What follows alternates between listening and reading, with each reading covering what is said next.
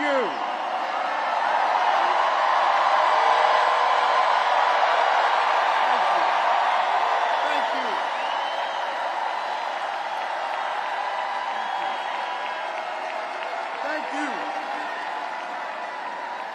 I love you, Philly!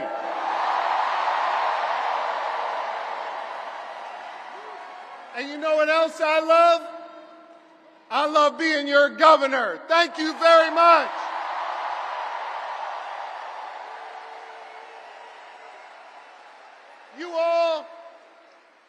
Y'all fill my heart. And I love you so much.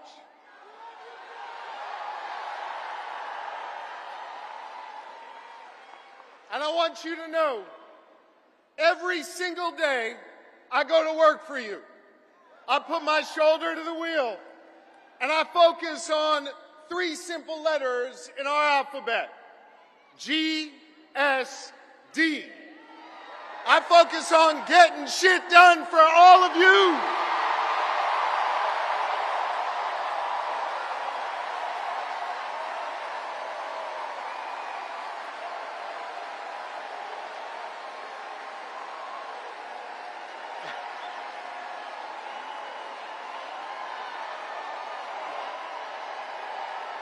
Thank you. Thank you.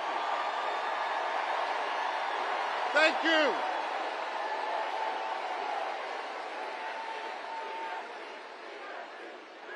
And I want you to know, I am going to continue to pour my heart and soul into serving you every single day as your governor.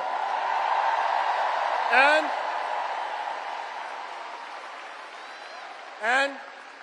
I'm going to be working my tail off to make sure we make Kamala-Harris and Tim-Walz the next leaders of the United States of America.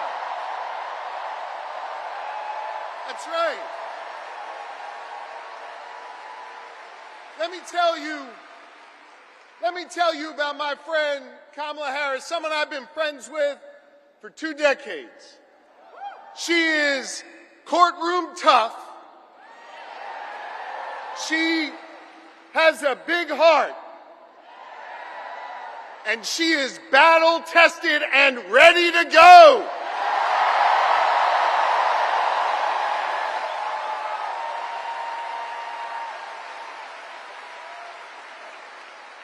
Whether in a courtroom, whether fighting as Attorney General, whether remembering the people who have oftentimes been left behind when she was sitting in the halls of power in the Senate, Kamala Harris has always understood that you got to be every day for the people, for the people.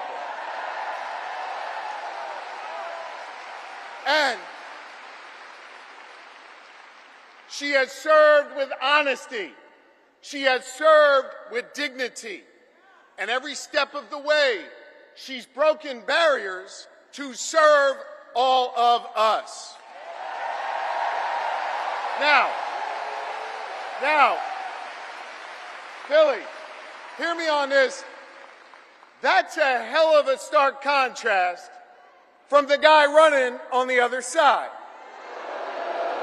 Oh, y'all know who I'm talking about, I guess. You see, we remember here in Philly what it was like when Donald Trump was our president. We remember when he was president, it was more chaos, fewer jobs, and less freedom.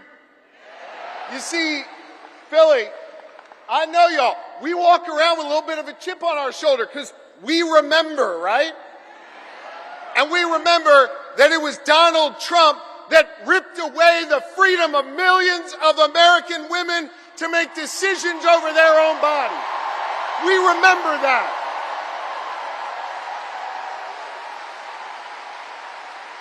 We remember that. We're not going back. We are not going back. You're right. Not going back. And here's the thing. we don't want to go back, but let's go back for a second. Just remember. Let's just remember, because I think there's some folks out there that still have a little bit of brain fog, having a hard time remembering what it was like. Now listen, he brought all that chaos and limited our freedoms back when he was president, and let's be honest, didn't know what the hell he was doing. He didn't. But this is serious, gang. He knows what he's doing now. He does. And the Supreme Court that he packed, the Supreme Court that he has packed has ruled that he is above the law. He is outside of the law. And now he's got a clear plan. They all wrote it down in that whole Project 2025 thing. And they got a clear plan to take away more of our freedoms. They got a clear plan to use the Justice Department to go against our enemies. They got a clear plan to isolate us in the world. And let me tell you something, I ain't going back. I am not going back. I'm not. And neither do you want to go back. We are not going back.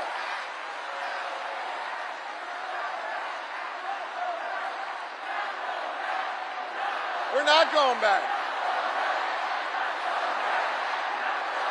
No. We're not.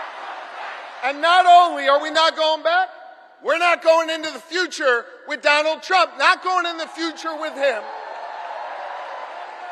A guy who has made clear, he's told us what he wants to do, more chaos, less freedom. And yo, friends, it was Maya Angelou who said it.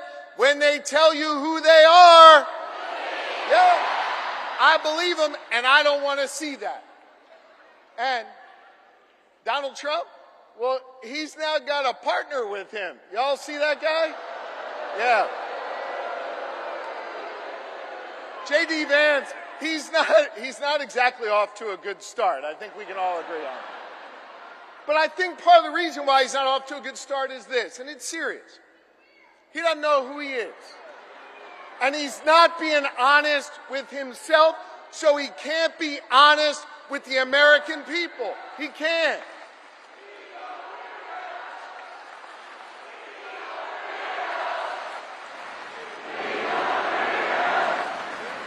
Now, so if I hear you right, and I think I do, you're chanting, he's a weirdo. Which means, man, I love you, Philly.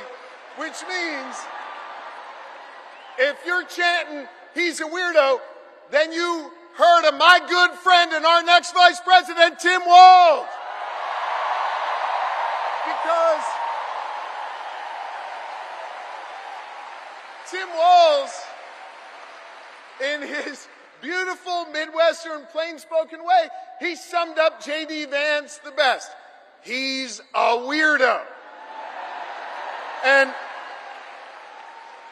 I want to talk about Tim-Walz, because Philly, in a minute, he's going to come out here, and I want you to give him a whole lot of love. Tim-Walz is a great man.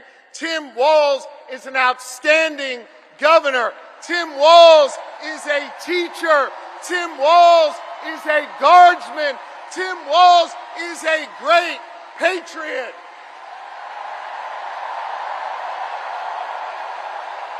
He is. And I'll tell you what else. Tim-Walz is a dear friend. And I want you to know, Lori and I feel blessed to have Tim and Gwen in our lives. They are outstanding public servants. And I can't wait for you, Philly, the rest of this Commonwealth, and our entire country to get the chance to know the Walzes, the next vice president and second lady of this nation. Now,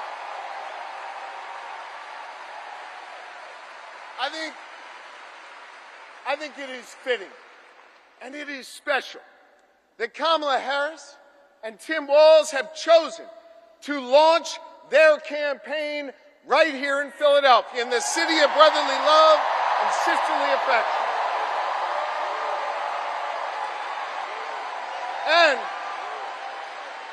And importantly, they chose to launch their campaign right here in the birthplace of real freedom. You know, the other side, Trump and his sycophants, let me tell you something. They love to talk a good game about freedom, right? They love to cloak themselves in the blanket of freedom all the time. They love to talk a good game. But hear me on this. It's not freedom to tell our children what books they're allowed to read. That's not freedom. It's not. It's not. It's not freedom to say you can go to work, but you can't join a union. That's not freedom.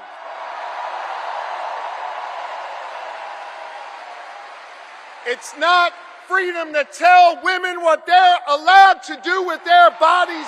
That's not freedom. It's not.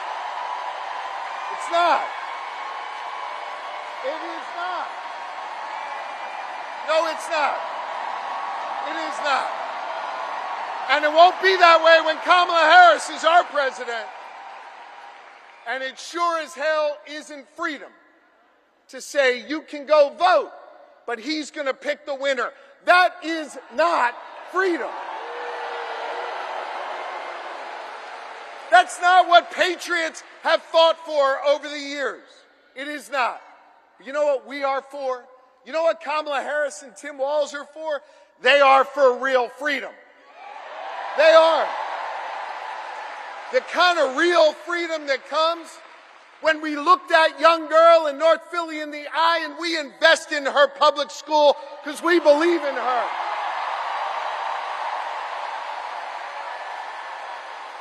We believe in real freedom, the kind of freedom that comes when we invest in our police and we invest in our communities because we believe that young girl should walk to and from school safely and back to her mama at the end of the night. We believe in real freedom where the young girl can grow up and be whatever she wants. She can be a welder. She can go to college. She can be who she is. That is real freedom, and that is what we are fighting for. We believe in the kind of real freedom where she grows up in a community where she can breathe clean air and drink clean water and know that she will leave an environment to the next generation that is great for her kids and her grandkids. And Kamala Harris and Tim Walz believe in a real freedom where you can marry who you love and be who you are.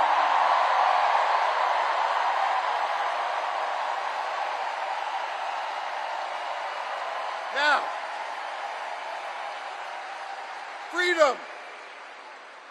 freedom is on the ballot.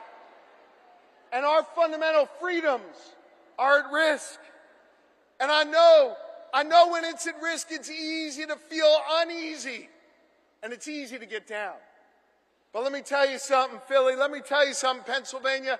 Let me tell you something, America. I am more optimistic than ever before.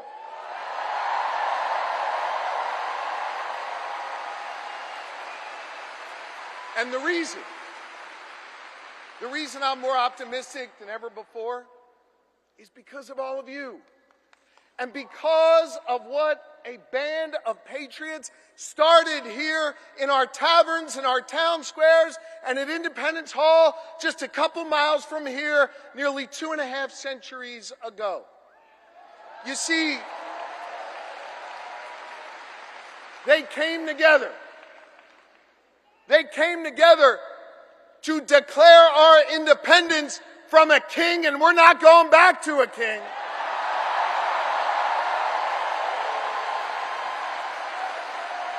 And we're not going back.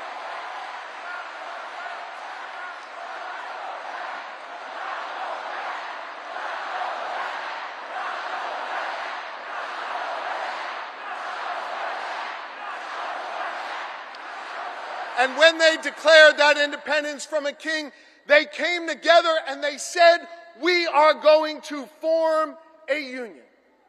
And over the last 248 years, the reason why I'm optimistic, the reason why I'm hopeful, is because as we've written this American story over the last 2.5 centuries, it's been ordinary Americans taking up the baton from those patriots and saying, we're going to do extraordinary things. Octavius Catto understood that responsibility. Cecil B. Moore understood that responsibility. Gen Z, when they're organized and on TikTok, understand that responsibility. And I'm optimistic today because the task of perfecting our union, the task of defending our fundamental freedoms, it now falls to all of you. To freedom-loving Americans all across this great country. And to the good people of the Commonwealth of Pennsylvania who will decide this next election and understand our unique responsibility.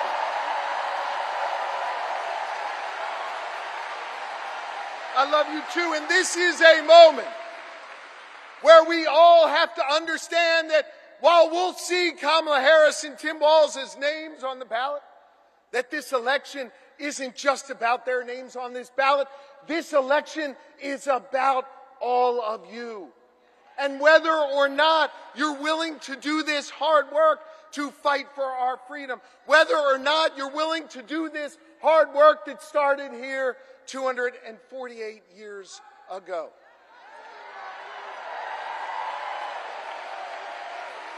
I want to just say this. I lean on my family and I lean on my faith, which calls me to serve. And I am proud of my faith.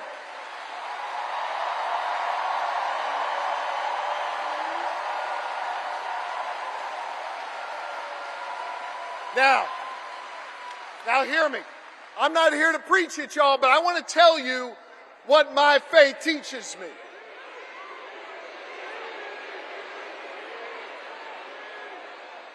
My faith teaches me that no one is required to complete the task, but neither are we free to refrain from it. That means that each of us has a responsibility to get off the sidelines, to get in the game, and to do our part. Are you ready to do your part? Are you ready to form a more perfect union? Are you ready to build an America where no matter what you look like, where you come from, who you love or who you pray to, that this will be a place for you? And are you ready to look the next President of the United States in the eye and say, hello, Madam President? I am too, so let's get to work.